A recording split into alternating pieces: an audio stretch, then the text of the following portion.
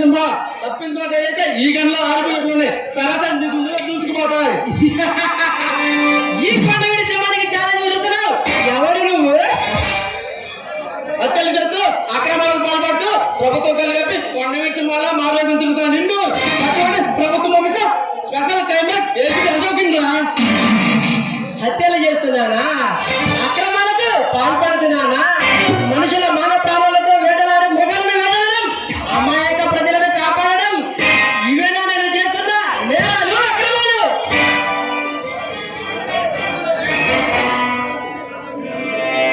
కొండవీడి సింహాల మారువేషం వేసుకుని ఎచ్చరిగా హత్యలు చేసుకుంటూ పోతే నేను అమ్మాయికుండని చెబితే నమ్మడానికి ఏమన్నా వాళ్ళ పసిపిల్లవాడు అనుకున్నావా?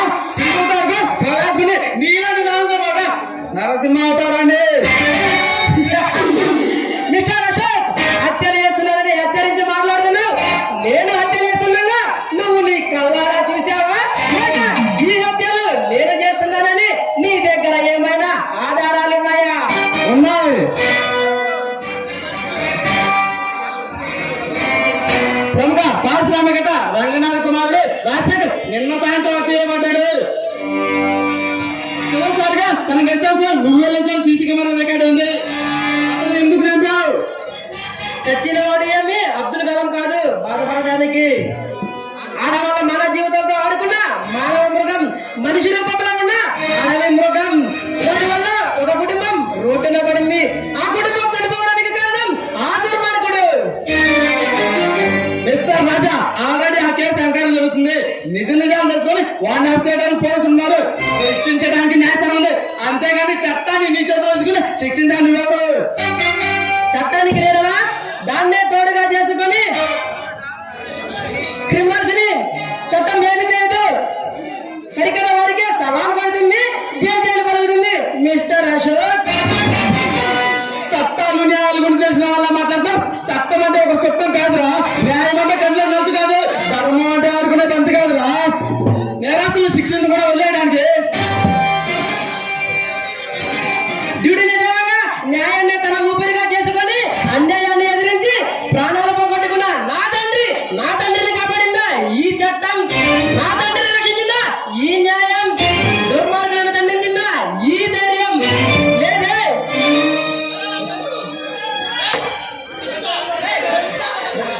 మరి అలాంటప్పుడు ఇంకెంతమందిని బలి చేయమంటావు మిస్టర్ అశోక్? మిస్టర్, నువ్వెన్నుకున్న మార్గం మంచిది కాదు.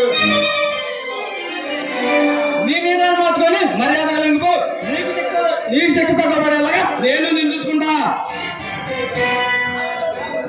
మిస్టర్ అశోక్, నా ఒంట్లో ఊపిరినంత వరకు, నా కర్తవ్యం పూర్తయినంత వరకు కళ్ళకు గంధలు కట్టిన అన్యాయ దేవతల ముందు చేతులు జోడించి నిలబడలేదు. అయితే నీకు ఈ సీమ సింహం కోసం పరిచయం చేయవస్తుంది. అశోక్, పగతో రగిలిపోతున్న నా ముందు పగలు పలకకు, పతనమైపోతావు. ఈ అశోక్ అడిగిపోతే అగ్ని పోతే బద్దలు పోతే ఆఫ్టర్ నీలాంటి ఆఫ్టర్ పెద్దలక కాదు. మిస్టర్ అశోక్, అంచనా వేసి దిగడానికి నేనేమి నీకు ఆకురవుడిని కాదు, లేక పేటరవుడిని కాదు. పులిగడ్డ సింహాన్ని, కొండవీటి సింహాన్ని. మిస్టర్ రాజా, నీలాంటి సింహాలతో చెడు కూడా ఆడుకున్నా. సాహసం చేయకు, చచ్చిపోతావు.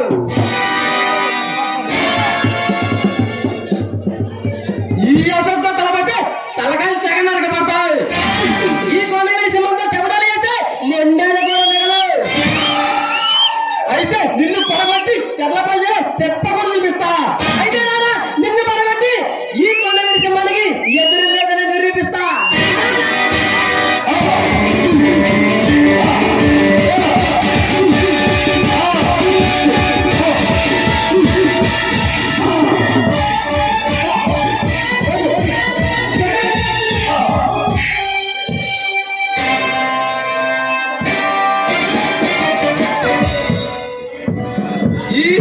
ఈ ఏసీపీ అశోక్